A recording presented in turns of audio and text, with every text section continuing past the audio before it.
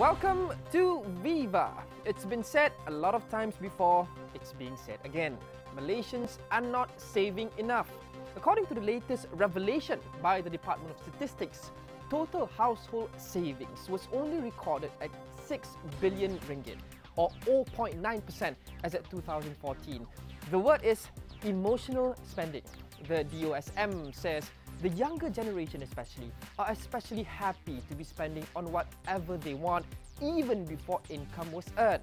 For example, they buy things like cars and smartphones by credit card or by loan.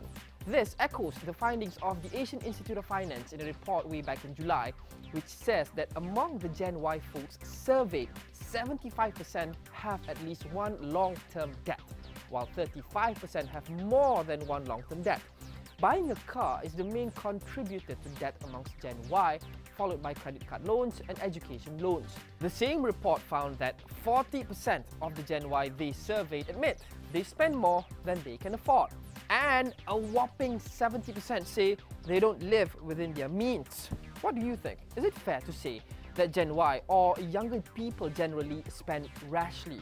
Or do you think things like cars, which contribute a lot to debt, are a necessity? Then that also begs the debate of what kind of car you buy and whether they actually buy cars that they can afford or they buy flashy cars they can barely afford.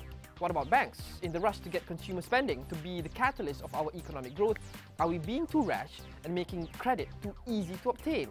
The DOSM says the older generations delay consumption to make way for savings. The younger ones spend first and then save later, if there's any left to save. Do you think these findings are reflective of the tough economic conditions recently?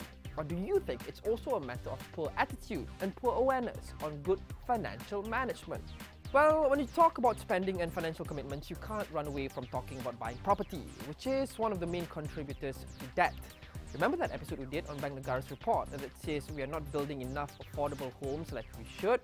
The government has responded to that report by freezing developments of high-rise luxury homes.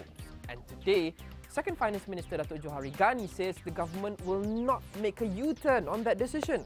He said, following DNM's report, the Cabinet has taken a conscious step to do this and there will be no turning back. He said applications to develop high-rise homes costing 1 million ringgit and above will not be approved starting this month. But previous applications will still be allowed to go through though.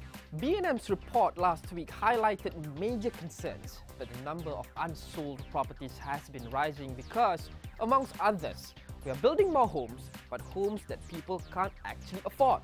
Johari's announcement also gave rise to more debates. Is the 1 million ringgit property moratorium thing a comprehensive enough solution to begin tackling this affordable housing conundrum? How about home loans? Are we making it too easy or too hard for people to get loans to buy homes? And how about new building techniques we've been talking about for the past few years, like the IBS, that can make the building process more efficient and therefore cheaper, and therefore can make end prices for houses cheaper? When times are hard, people tend to look for additional sources of income. And for the past few years, that additional income for a lot of people has been Ubering in their free time. When Uber rose, taxi drivers felt the pinch and felt that they're being replaced. Well, now, Uber drivers are being replaced by cars that drive themselves, such as the fast-paced movements of the world of technology. This may happen soon because Uber has made a deal with Volvo to purchase as many as 24,000 self-driving Volvo cars to be supplied to Uber whenever those cars are ready for the road. Anytime now. We've been seeing more of the rise of self-driving cars lately, with Ford, Tesla, GM, Google all wanting a piece of that pie. Here's the thing, we've not even sorted out the laws with regards to ride-sharing. And now this? How will our laws and regulations cope with cars that drive themselves on Malaysian roads?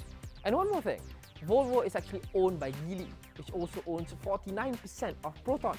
Any chance this self-driving technology could be adapted to Proton cars soon? Well, if you're too scared to ride in a self-driving car, maybe you can go ahead with the good old MRT. But you know what they say, there are two things in life that are certain: death and change. And even the MRT or LRT may change soon. In Bangkok, they are removing seats from the MRT. Well, just the middle carriages for now. A post on the Bangkok Metro MRT Facebook shows no seats in the train carriages and everyone standing.